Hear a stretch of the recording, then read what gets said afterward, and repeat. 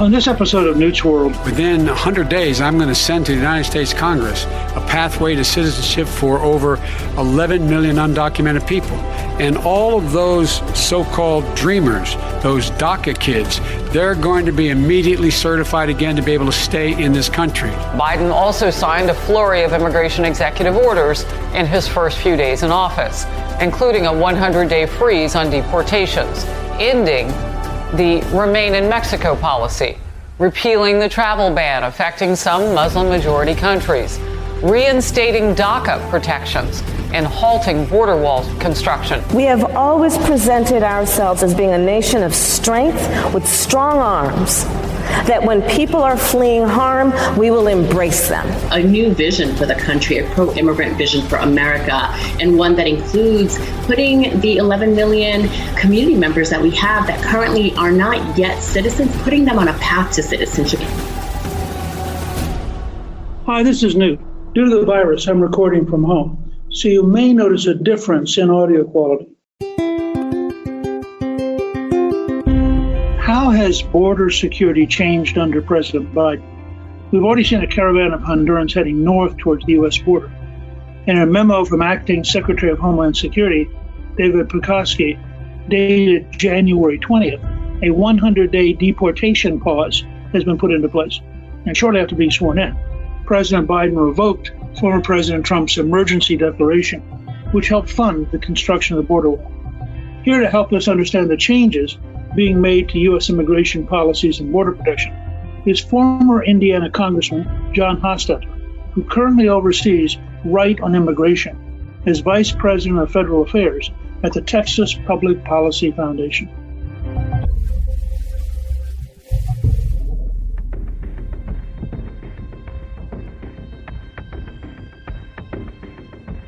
John, welcome. Thank you for joining me to talk about the impact these changes will have, because it's, I think, much bigger than anybody understands, and certainly much bigger than the news media wants to cover. Let's start with the caravan in Honduras, which I understand there's now a second caravan being formed. And can you describe, how many people are we talking about, and why are they all simultaneously deciding to come to the U.S.? Well, the numbers vary on the Honduran caravan, 5,000 to 10,000, but as they are being stopped along the way and some of their progress is impeded, Newt, they're breaking up. What we're hearing is that some are being stopped, and in some cases violently so, but the large group is fracturing into smaller groups, and they're attempting to make their way around the military and local law enforcement obstacle that they have. So while there are some reports that the caravan is slowing down, it's likely that many of them will make their way here in smaller pieces, because they've essentially been told by the United States government, by the Biden administration specifically, that if they make it here, then given the changes in policy with regard to asylum claims, a recent district court ruling with regard to expansion of traditional qualifications to claim asylum, that there are all types of ways that if they can make it here, that they'll be able to stay here. And so that's what's motivating them to come, is not just one thing that the Biden administration has done in the first week, but actually several of them with regard to memos and executive orders and the like, but also promises of more to come. Do you think the Biden people had any idea the scale of response they were going to get from people around the world when they began to explain it? Essentially an open borders policy. Well, that's a great question, Newt, because I believe they do. They're trying their best to limit the situation. For example, if you read the DHS statement on the suspension of new enrollments in the Migrant Protection Protocols program, otherwise known as the Remain in Mexico policy, it's interesting that they say that no more enrollments, meaning individuals who come here from a country other than Mexico and seek asylum, will not be sent to Mexico under the agreement previously made by the Trump administration. So they made that announcement. But at the end of the announcement, in noting that the Biden administration has sent over proposed legislation to Congress on comprehensive immigration reform, they said this at the end of their note, quote, "Please note, individuals outside the United States will not be eligible for legal status under the bill President Biden sent to Congress today. The legalization provision in that bill apply only to people already living in the United States," end quote. So to answer your question, yes, they do know that this is having a significant impact on the world around us, and especially south of the U.S. southern border. And they're trying their best to tell the world, at least ostensibly, that this is going to be a controlled situation, but it's not going to be. Yeah, I was going to say, nothing in our history would indicate that once people believe you're going to be soft on enforcement, that you're not just going to have a wave of people who legitimately decide life in the U.S. is better than life in their home country. You know, Biden introduced a 100-day deportation pause on his very first day in office, so I assume it was very high value to them to move so quickly. And he said, quote, "I'm directing an immediate pause in removals of any non-citizen with a final order of removal, except as noted below, for 100 days to go into effect as soon as practical and no later than January 22nd. Now, what did that mean? What's the practical effect of a 100-day pause? Well, it's one more message to folks, especially south of the border, that if you get here within the next 100 days, you will not be deported. And you combine that with the termination of the Remain in Mexico policy, and you combine that with the federal district court judges' effective expansion of qualification under our asylum laws, then there are so many means, and this gets communicated through the smuggling networks, the coyotes, the human traffickers. You know, they understand what's going on in the U.S. in this new administration probably better than any of us. It's their livelihood. It's the only thing they do. And we know as a result of testimony from folks at CBP and DHS that human trafficking, human smuggling is bringing in at least as much money as the drug smuggling.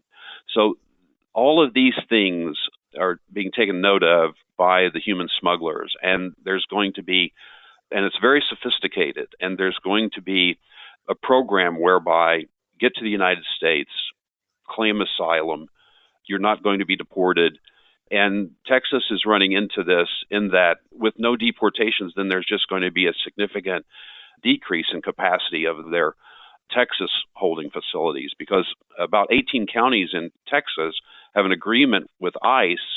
The 287G agreement is what it's called, to help enforce immigration laws. So you have a spectrum of possibilities to cause chaos on the border. You know, I thought it was very striking that something you said in passing, I think we ought to take a minute to talk about. There is an entire industry of getting people into the United States. And you have relatively smart entrepreneurial criminals who get up every morning figuring out how to beat the system. And they create an entire pressure in favor of illegal immigration on a scale that I think almost nobody here understands. I interviewed about 2 years ago somebody who's based in Central America who had done a lot of profiling and interviewing with people like this. And he said they'd gotten so sophisticated that several of the major drug cartels had actually switched out of drugs into people. And that you would get in a van and be going north. And when the van stopped somewhere, one of the major leaders of the cartel would drop by and say, you know, has the food been okay? Do you feel like we're treating you pretty good? You know, would you be willing to tell your friends back home they ought to use us if they want to go to the U.S.? I mean, it was just incredible, the infrastructure that has grown up around getting into America. Do you think anybody in the Biden administration is aware of this? I wish I could say that they aren't. It's just a poorly kept secret that this is happening. Early last year, as the apprehensions on the southern border exploded, we at TPPF initiated a border security coalition. Now I got 26 members, several individuals, several groups, Heritage Foundation, Freedom Works, others joined us. And we've had significant interest in joining by folks who are in the human trafficking sphere, who are concerned about the growth in human trafficking, which is somewhat of a subset of human smuggling, but unfortunately much too large subset of that. And so, yes, whether it's getting individuals here for jobs or the claim that we're going to take you to the United States for a better life, when in fact, when they get to the United States, these children or women are trafficked into human slavery or sex trafficking or the like. It is growing, and it is becoming much more profitable for the groups to do this because of the lax approach to immigration and border security that this administration is putting on. You know, when you try to smuggle a significant load of drugs across, then you're going to have all types of barriers to that. You're going to have the dogs, you're going to have the technology.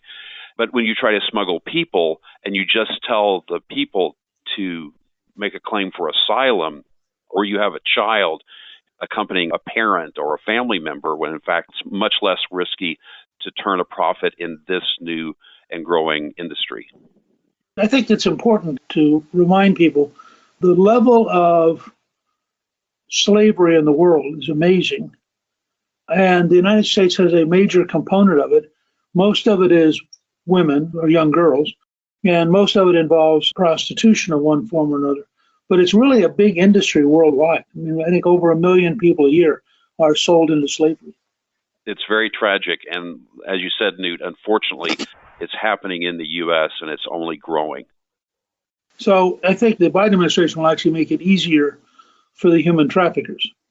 Very much so. Like I said, there's that benefit that there is the story. And many times when the individual makes it to the border, they don't know that they're being trafficked, even at that time. So when they're talking to that CBP officer or they're having that interview, they don't know that the next person in the link of the chain to get them to where they think their endpoint is, that's when they'll be trafficked. That's when the process will start once they get in the United States. Part of what I was surprised by was the degree to which the system actually runs all the way into America. So the person I was talking to about the cartel system points out that, you know, you can have an uncle who works legally, say, for a hotel in Washington, who stands good for your cost. And then when you get to the U.S., you know, you basically repay your uncle with your work for having paid the cartel to get you here. The whole system has to be seen as a network that runs from somewhere generally in Central America through Mexico into the United States. And it doesn't stop at the border, but the network actually runs all the way up to almost every major American city. Right. It certainly does, unfortunately. The other thing somebody pointed out to me about the decision to suspend deportation for 100 days is that we deport about 15,000 people who either have criminal records or have charges that would lead to a case involving criminal records. And that in the time span of the Biden directive, there'll be about 40,000 more criminals staying in the U.S. than would have been under the system before Biden changed it. Does that fit your general understanding? Yes. And once again, the question is, where do these people stay? And given recent decisions by the federal judiciary, can these individuals ultimately be released as a result of COVID-19 concerns? So a lot of this is going to fall to the states. And in our particular case, a lot of it is going to fall to Texas. And these burdens are going to be borne by the states and really not by the federal government much at all. Because once you say we're not going to execute the removal order, then you have all types of things that can take place whereby the individual could potentially be released into the public.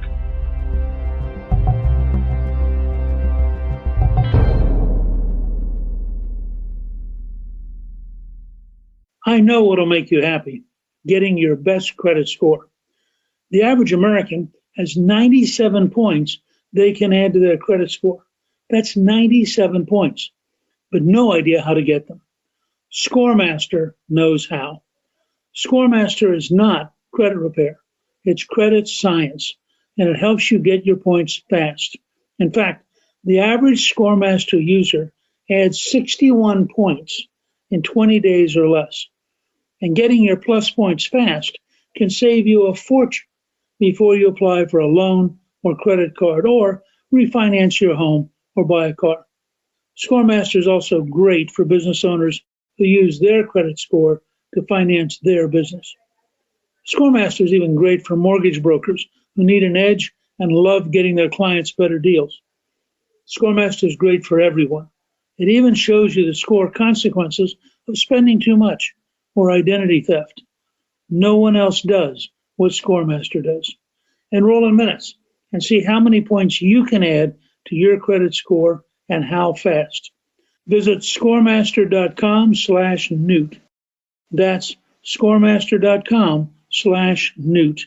If you sell stuff online, you're in the right business. With more people shopping online, chances are you're handling more orders than ever. That's why you need ShipStation. ShipStation makes managing and shipping orders so easy. Simply import orders from any sales channel, access discounted rates to ship with any carrier, and automate just about any shipping task. You'll spend a lot less time on shipping, so you can focus on growing your business. With ShipStation, you can manage all your orders in one interface from anywhere, even your phone. Ship with all major carriers, including USPS, FedEx, and UPS. And with access to discounts usually reserved for Fortune 500 companies, finding the best shipping solution for you and your customer is easy every time. Ship more in less time with ShipStation. Get a 60-day free trial with offer code PODCAST. That's 2 months free. Just go to ShipStation.com. Click on the microphone at the top of the page and type in podcast. That's ShipStation.com. Click on the microphone and type in podcast. ShipStation. Make ship happen.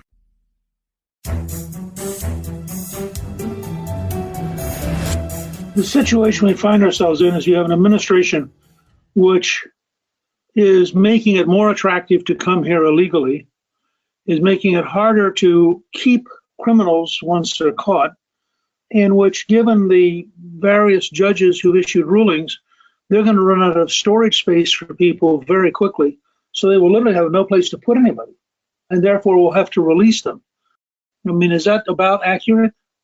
That is about it, because local law enforcement, local facilities will have their own priorities. And with regard to housing these individuals, they will look simply at who are the more dangerous individuals. We have only so much room. Some of the counties that do have the 287G arrangements, those counties will have to decide whether they want to continue. Generally speaking, there is someone in their organization, a deputy sheriff, for example, in a sheriff's organization, is charged with helping ICE in immigration enforcement. So that will likely go away because there's no reason to be spending that time, that effort in a process that has no endpoint, at least for 100 days. I think there's going to be priorities that are going to be made on the local level, and this federal law enforcement is going to fall by the wayside, especially as space gets eaten up. So one of the first things President Trump did almost exactly 4 years ago, on January 25th, 2017, was issue an executive order enhancing public safety in the interior of the United States. Biden promptly revoked that. What does that change mean? Why did Trump issue it, and what does it do to us to Biden revoke it? It puts a hold on resources for interior enforcement. It most likely reduces ICE's interaction with local law enforcement. And so what I was talking about earlier, the 287G and local law enforcement, that's a two-way street. And so with ICE diminishing its interaction with local law enforcement, you'll have that anti-motivation from the other side as well. You have local law enforcement that sees that there's going to be no removals, and now you have ICE that is not taking part in the process as well. And so the interior enforcement was mainly dealing with the removal of individuals from the interior and with the use of local law enforcement, and that's effectively not happening now. In the larger scale of things, Biden is now proposing a Citizenship Act of 2021, which is pretty sweeping. I mean, what would that act do? It would, first of all, reduce the number of years necessary for a green card holder to get citizenship. That's the largest change that I see, going from 5 years to 3 years. It also looks at the individuals who have entered the country illegally, some numbers as low as 11 million on the low end, 21 million on the high end. They would be brought out of the shadows, and they could earn a way to legalization, ultimately to a green card, and then obviously after a green card, they would be able to apply for citizenship after 3 years. Now, this is essentially what happened with the 1986 Immigration Reform and Control Act. And at that time, President Reagan signed that into law with the belief that this would essentially not be necessary again. They were going to basically restart the clock with a commitment to border security. And the Immigration Reform and Control Act of 1986 did not have a strong border security component, but the implication is that the border would be secure and we wouldn't need to do this again. And there was a number of individuals that claimed to be in the interior illegally at that time without proper documentation, something like 2.5 to 3.5 million people. And so that was the number that was being sold to legislators at the time, when in fact, over time, it was closer to 6 million people gained legal status because there was so much fraud and everything. The problem with doing this is that the DHS announcement that this legalization of this 11 to 21 million people doesn't apply to people who aren't in the country already. Well, that's just ridiculous. There's going to be so much fraud.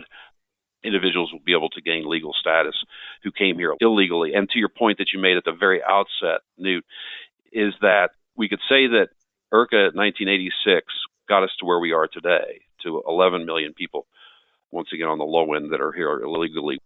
This will not stop this process of people trying to get here for the next round of amnesty that comes. The legislation also expands the number of refugee slots be able to make available, and a host of other expansions of diversity visa, otherwise known as the visa lottery, will be expanded, higher numbers. It's just more expansion of immigration into the United States.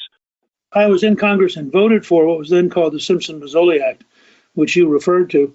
We were told at the time there'd be about 300,000 people. It turned out to be more than 3 million, off by a factor of 10.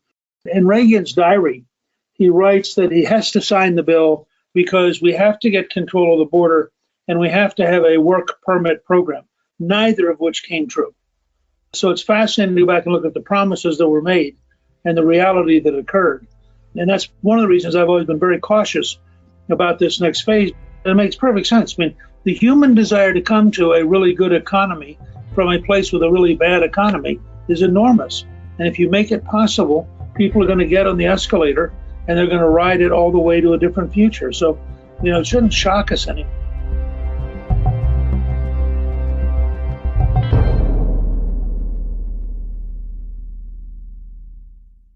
At Qualcomm, we believe in staying connected, and you can see us wherever 5G is helping transform telemedicine, supporting remote education, and powering mobile PCs. The Invention Age is here. Learn more at qualcomm.com/inventionage.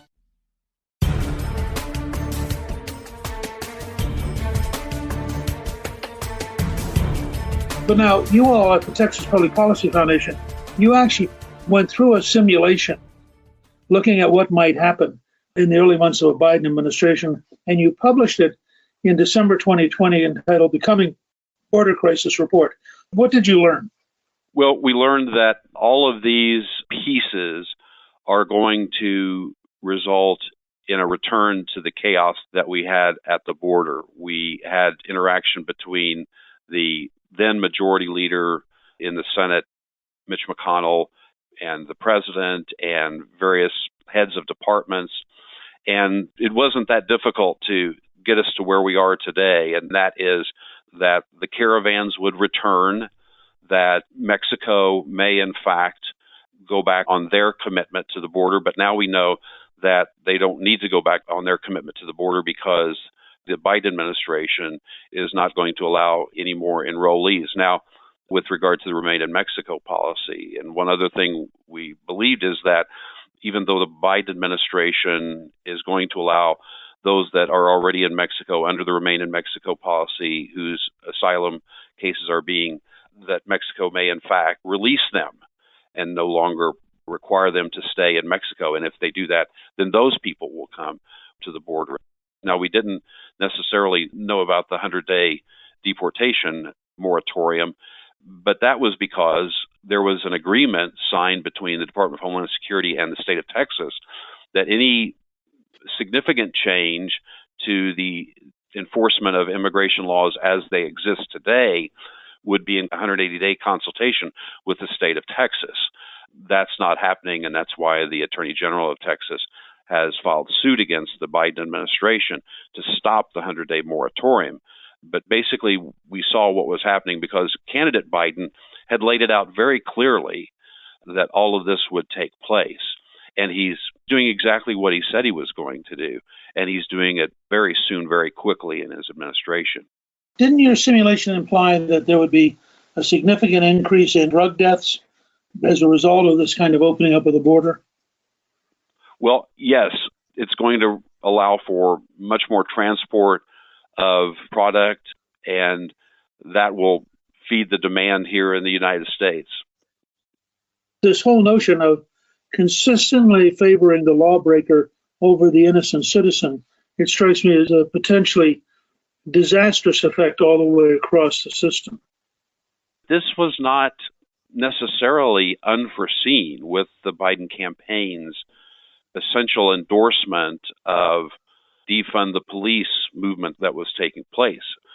Whenever one of the most prominent campaigns in all of the country does not forcefully push back on a concept of defunding law enforcement and reducing the presence of law enforcement in communities, it's easy to understand why society becomes more violent, why it becomes more lawless.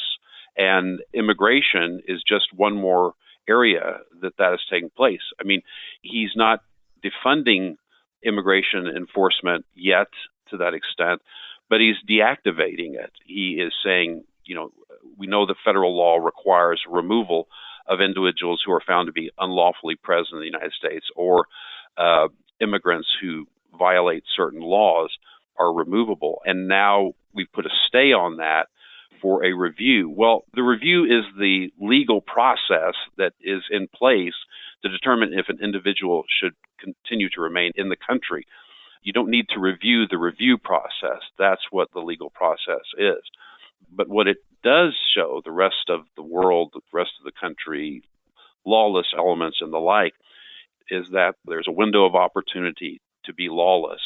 And that's what's taking place all across the board in the country. There's an underlying cultural shift so that you get, constant violence in Portland and Seattle. You have problems in Denver. You have a dramatic rise in crime rates in New York and in St. Louis, Baltimore, Chicago. And now you have a series of policy recommendations that increase the potential that, for example, MS-13 gang members will get into the U.S. and be accepted, even though we know that it's a gang which is consistently deeply involved in violence and deeply involved in drug dealing. And you see this across the system. What can citizens do faced with these realities? It's going to have to be a grassroots movement. And Newt, you are very familiar with grassroots movement that changed the majority in Congress. Now, to my point earlier, I wish we could say that we didn't see any of this coming, but candidate Biden, in his efforts to appease the most radical left of his party, made all this very plain and very open to us. But now it's coming to pass. And just to give an example, now the unions are surprised that with the shutdown of the Keystone Pipeline project, that thousands of their members are losing their jobs as a result of that. Well, that wasn't a secret to anyone. I should point out, I was on Hannity last night, and just before me, Hannity had a union member who was one of the people who lost his job. And that union had endorsed Biden. You really had to wonder, what did they think was going to happen? And that was very plain in candidate Biden's campaign, that Keystone was going to go away. We don't necessarily take into account an individual's word as his bond, and that bond may result in very terrible things for our country generally and for ourselves specifically. But that's what's going to happen, is there's going to have to be a pushback. There's going to have to be efforts like yours, Newt, like this effort, is to inform people of what's going on and let them know that this is not good policy. The human trafficking, the victimization of women and children is going to continue, and it's going to expand as a result of this. The chaos at the border, the violence at the border. There's a reason why a significant number of border counties in Texas flipped in their electoral results because the folks along the border there, I think there were 6 counties in Texas where there was a significant change in the results between 2016 and 2018 with the Republican and Democrat candidates, because they did read what candidate Biden said he was going to do that would impact the border. And they knew what President Trump had done to secure the border with the Remain in Mexico, with the building and the strengthening of the wall there, providing Border Patrol with the infrastructure they need to leverage their personnel to effectively secure the border. We just need to continue to inform the people of what's going on, and hopefully within the next couple of years, maybe even change the minds of some folks in Washington. John, we want to come back in a few months and ask you to visit us again and give us sort of a progress or disaster report, as it turns out to be. I really appreciate your leadership and the work you're doing on this extraordinarily vital issue. Well, thank you, Mr. Speaker. It's great to talk to you again, and thank you for your past service to our union, and thank you for what you're doing now. I know that you're reaching a lot of folks, and we sure appreciate you for fighting the good fight. Just after we recorded this interview, the Associated Press announced that a judge had barred the U.S. from enforcing the 100-day ban on deportations, dealing an early blow to President Biden's immigration plans. Thank you to my guest, Congressman John Hostettler. You can read more about U.S. immigration and border policy on our show page at newtsworld.com. Newt's World is produced by Gingrich 360 and iHeartMedia. Our executive producer is Debbie Myers. Our producer is Barnsley Sloan, and our researcher is Rachel Peterson. The artwork for the show was created by Steve Penman. Special thanks to the team at Gingrich 360. If you've been enjoying Newt's World, I hope you'll go to Apple Podcasts and both rate us with 5 stars and give us a review so others can learn what it's all about. Right now, listeners of Newt's World can sign up for my 3 free weekly columns at gingrich360.com/newsletter. I'm Newt Gingrich. This is Newt's World.